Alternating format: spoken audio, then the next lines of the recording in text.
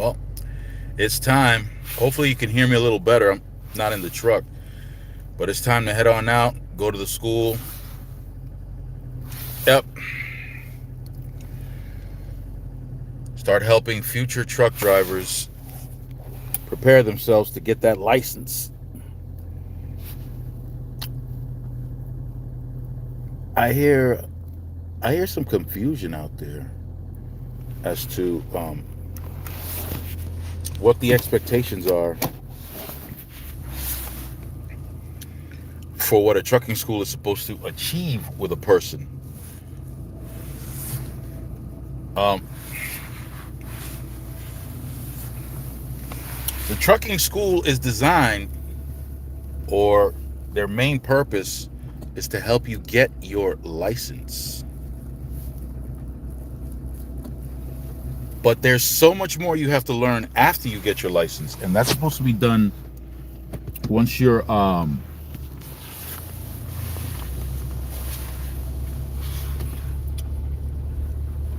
once you get hired by a company. That's when I want to say the real learning begins, because the school is just designed to help you get your license, and that's no easy task. After 25 years of graduating from the same school, I went ahead and looked at all the material. That's a lot of material. That's a lot of material.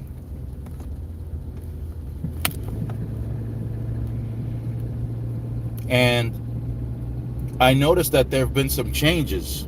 There have been some changes in the testing.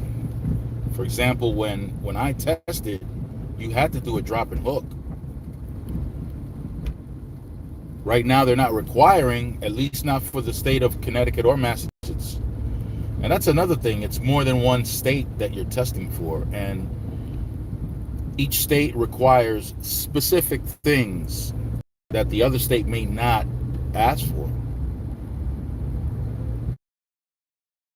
And now they're not asking for a drop and hook. That's one thing.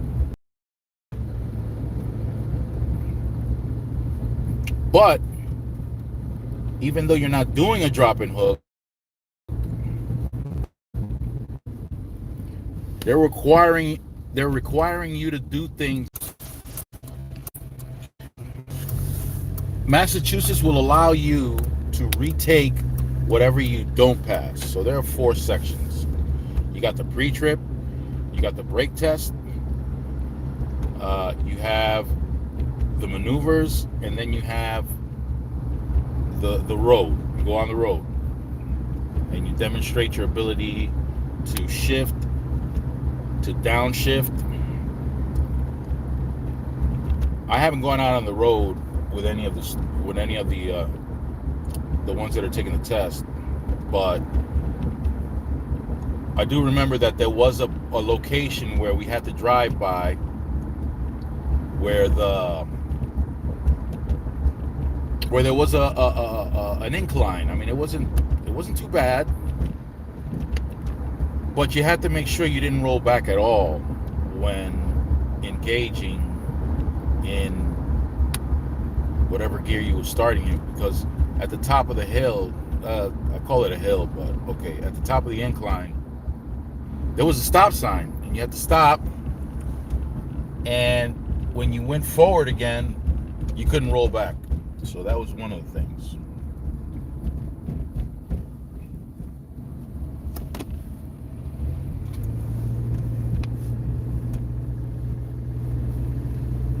But looking over all the material, at first, yeah, it could seem overwhelming. That pre-trip alone, there are so many details. And not just that, you have to make sure with these people that are testing you, you have to be sure that you're using the correct terminology. And you have to make sure that you point out whatever part you're talking about. For example, if you're talking about the tires, you gotta either point, or in that case you gotta put your hands on the tires so that whoever's giving you the test knows that you understand what you're talking about. And the same with any other part along the tractor or the trailer. You got to either touch or point to something and let them know what you're talking about. And you have to use the correct terminology. Sorry about the shaking.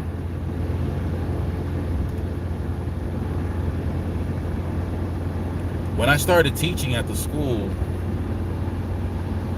or I'm an instructor at the school, a lot of things have to be self-taught, like in the maneuvers, for example.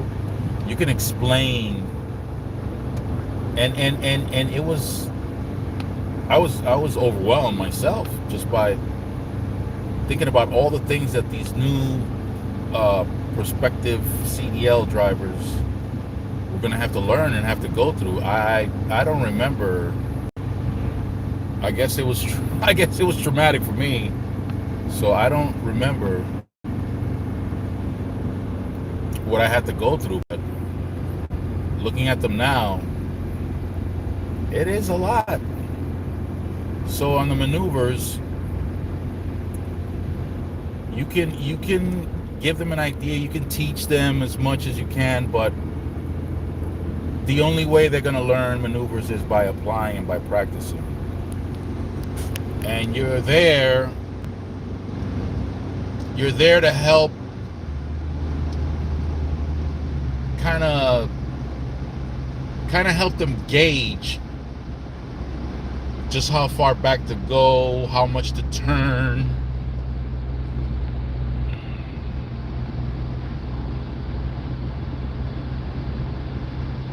But they have to go through it.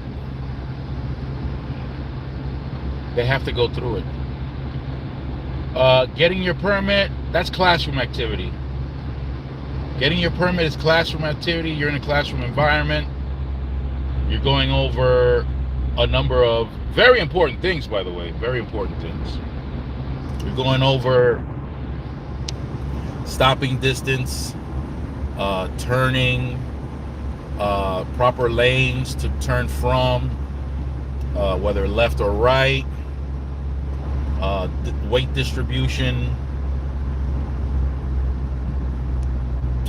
your logs, how to fill out your paper logs. Some very important things in the classroom.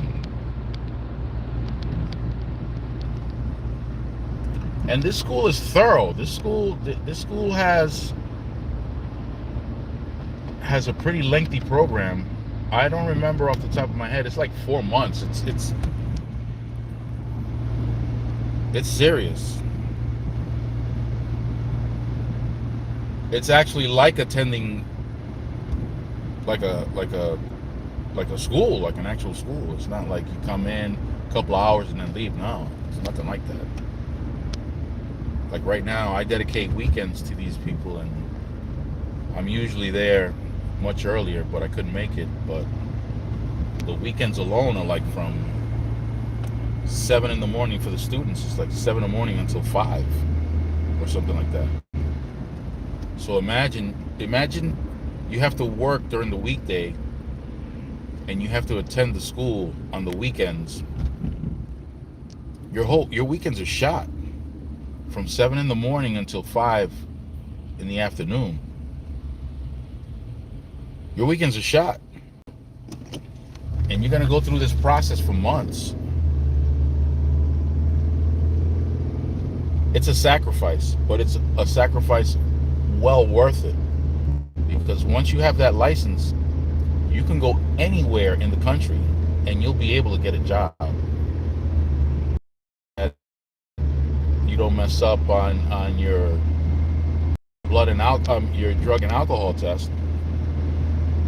If you don't mess up alcohol test and you don't partake in activities where you consume things that'll get you jammed up on the drug and alcohol test, You will find a job anywhere in the country, anywhere. You keep your license clean, which is the most important thing. You know, drivers get all emotional, excited. They want to show off their paychecks, their pay stubs, their um, what do you call these things?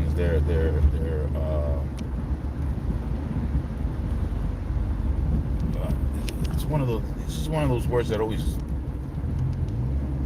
always forget. Your what is that? You know, the weekly summary that companies give you. Your settlements.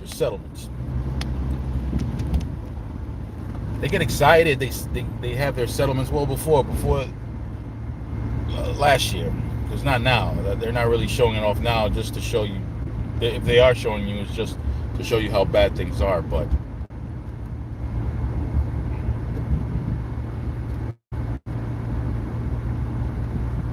they used to show what their settlements were.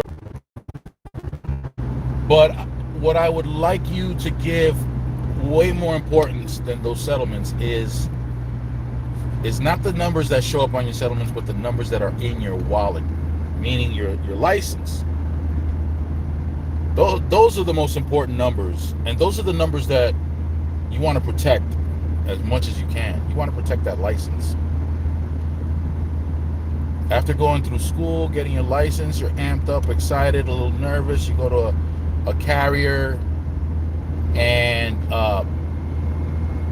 you're going through the orientation process, feeling somewhat good, somewhat nervous. It's exciting. You're about to embark on this career. You're about to embark on this challenge, physical, emotional challenge, psychological, of driving this huge vehicle down the highways, sharing it with people, sharing it with other truck drivers, sharing it with cars, riding high up. And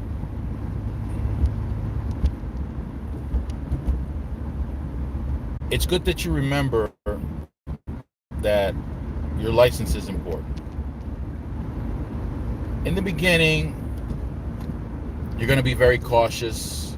You'll have a trainer, as some carriers have done. You don't want that.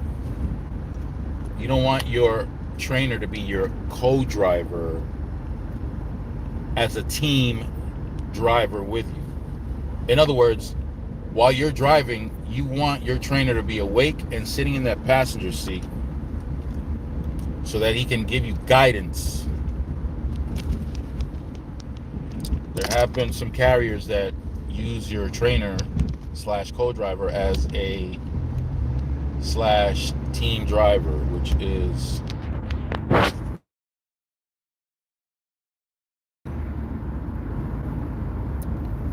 and there have been some lawsuits as a result of accidents that have occurred because, well, the trainer isn't training. He's sleeping. And you're completely on your own. Going downhill in a mountain. Not knowing what gear you should be in before you start going down the mountain. Like what happened to this kid, what was his name? Rogel. You know, Rogel did his, I think he had a 1.5 year experience. I think he did all that in the flatlands of Texas.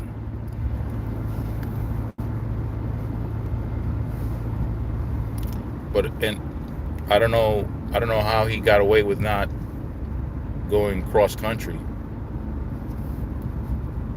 But in any event, once you're with a carrier that does all lower 48, and some of them go into Canada and Mexico, But for those that do all lower 48,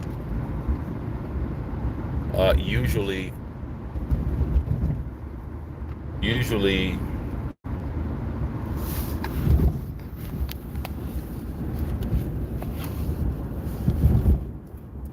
uh, you cross those mountains in the west. Now we got mountains in the east. We got some mountains in Pennsylvania, New Hampshire, Vermont. We got one or two in Connecticut too. Those mountains are nowhere near as tall as the ones out west, but they're a lot steeper. Those things are no joke. They're not as tall. They're nowhere near as tall as when you're crossing those mountains out west, but they are steeper. I don't remember the road numbers, but I tell you what, I was carrying a 38,000 pound load, and I didn't think I was going to make it up to the top. It was so steep. It was so steep that I was doing 20 and I was struggling. 20 and I was struggling up that hill. My truck must have had his tongue hanging out and breathing heavy. No joke. That's going up the hill. Now, imagine going down the hill. Imagine going down that hill. If it's that steep.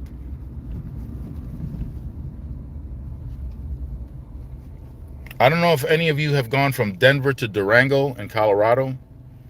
There's this one section with a hairpin turn, and you have to stop before you approach that hairpin turn. There's a place where the trucks, it's mandatory. You have to stop. You have to stop, and you have to test your brakes. And there's a map to let you know what you're going to encounter in the next few miles. And you got that hairpin turn. Well, let me tell you, there are a couple of spots in Pennsylvania that have that. And like I said, those mountains are nowhere near as tall. Nowhere near. But we got some steep grades. You'd be surprised.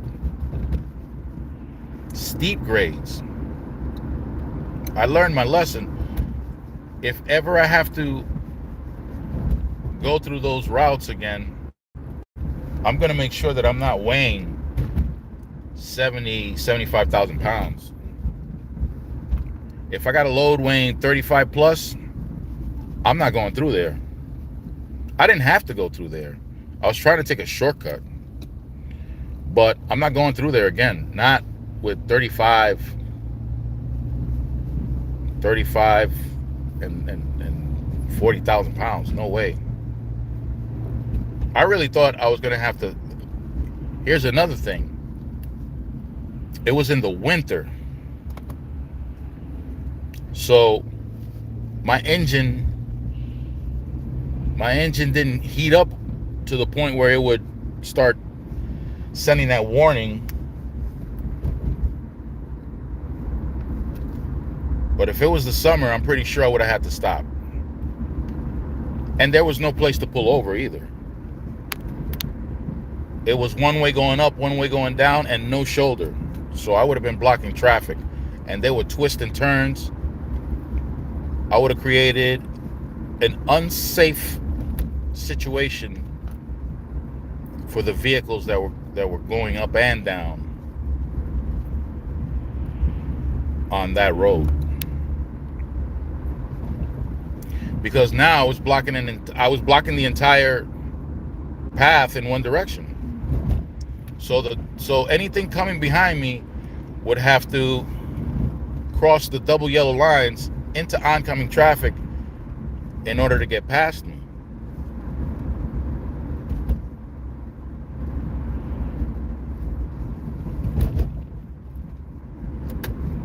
Serious business.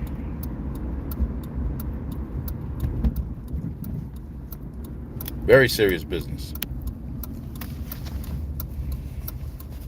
Going back to the people, once they get their license,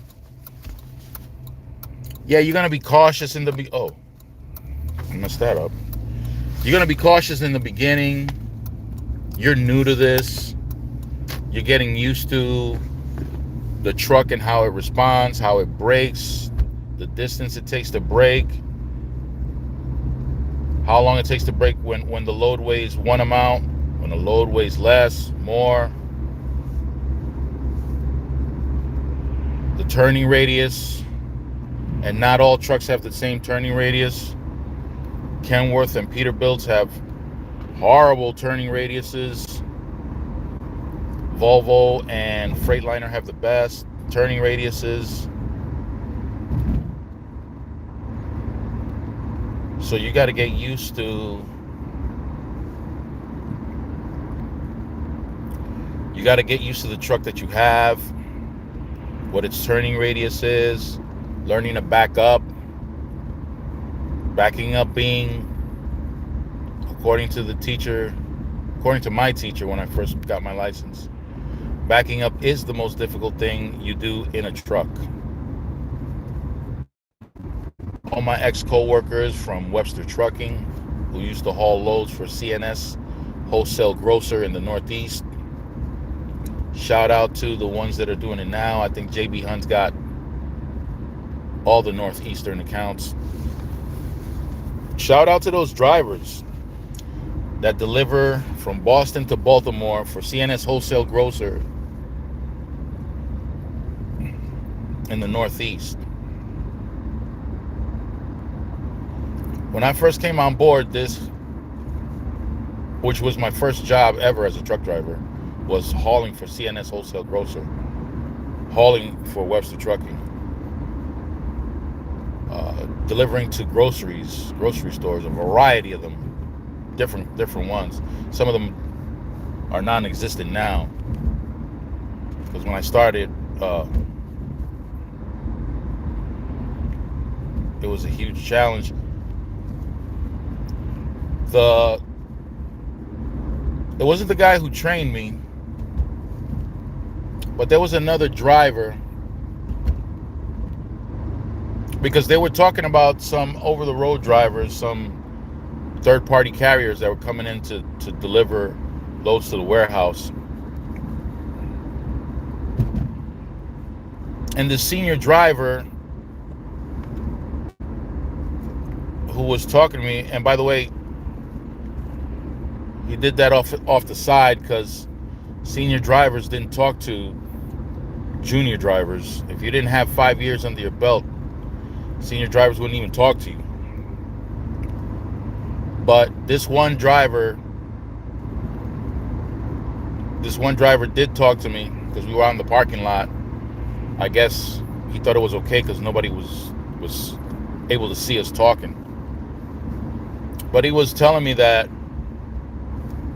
with the type of deliveries that we make, 1 year of service to Webster Trucking or Brattleboro Haulage, also known as BH Trucking, 1 year working for these two companies, hauling for CNS Wholesale Grocer,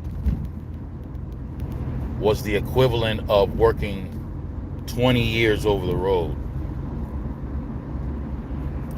I didn't understand what he was talking about because I was fresh, I was new.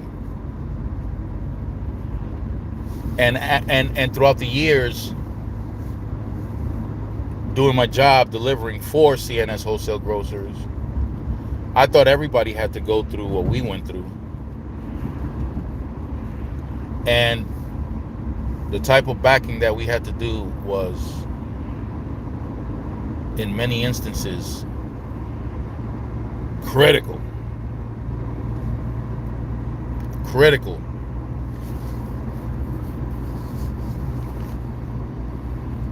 There were one-way streets that we had to go in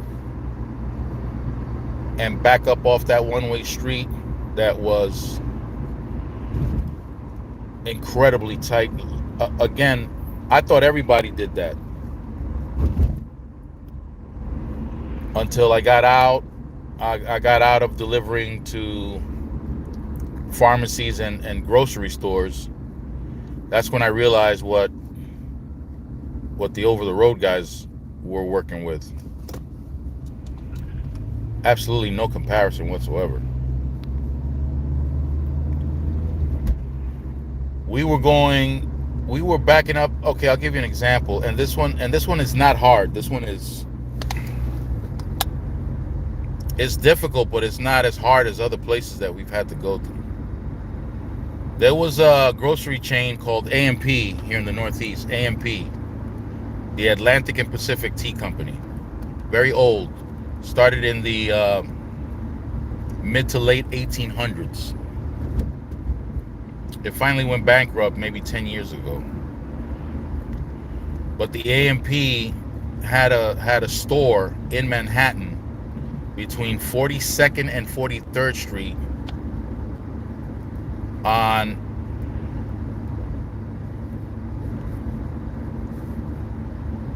on 10th Avenue. Yeah, I think it was on 10th Avenue. 10th Avenue. So you had cars parked along the sidewalk. And then you had 3 or 4 lanes of travel for the cars. So we're talking about a wide street. It's not a narrow street, it's a wide street. Anybody who's driven in Manhattan at 3 o'clock anytime during the day, it doesn't matter. In that area, anytime during the day. Because traffic around there started roughly around 5 o'clock, 6 o'clock in the morning. 5 o'clock, 5:30. That's when traffic started in the city. And it didn't die out until maybe 11 o'clock at night. So anybody who's driven either a car or a truck in Manhattan during the day, now we're talking about 3:30 in the afternoon. Anybody who's driven around that hour of the day know exactly how congested that traffic is.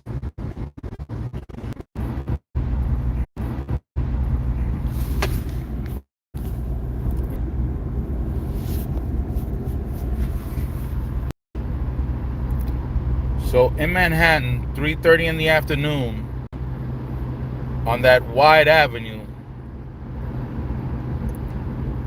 the drivers didn't give a damn, the pedestrians didn't give a damn, and you're trying to back that thing up blindside into a garage. You were crawling into that garage. And it's blindside, so you have to stop occasionally and make sure you're not about to tear the rear bumper or the front bumper of a car that's parked there. And you got people honking their horns at you, mother effing you.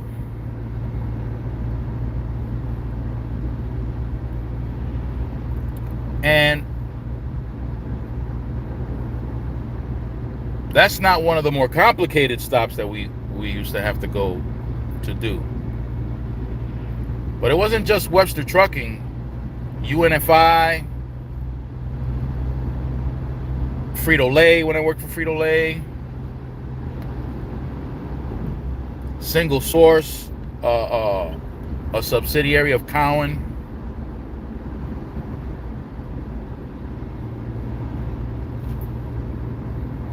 When I hauled for Walgreens too. Walgreens not so much, because Walgreens, you used to go in there forward. You didn't have to back up. But the others that I mentioned, yeah, you had to do some serious backing up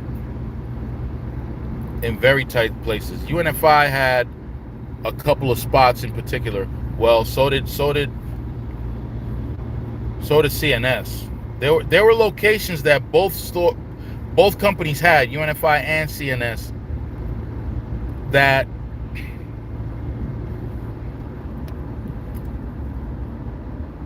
many drivers had destroyed trailers trying to get in and out of these places, and they've had to be taken out by tow truck. That's how tight.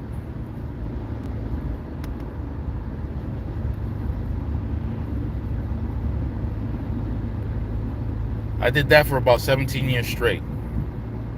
from Boston to Baltimore, all the major cities in between. Backing in blind side, backing in side. The place is so tight. Place is so tight that your leg, your clutch leg, my clutch leg, I used to get out the truck with that leg trembling.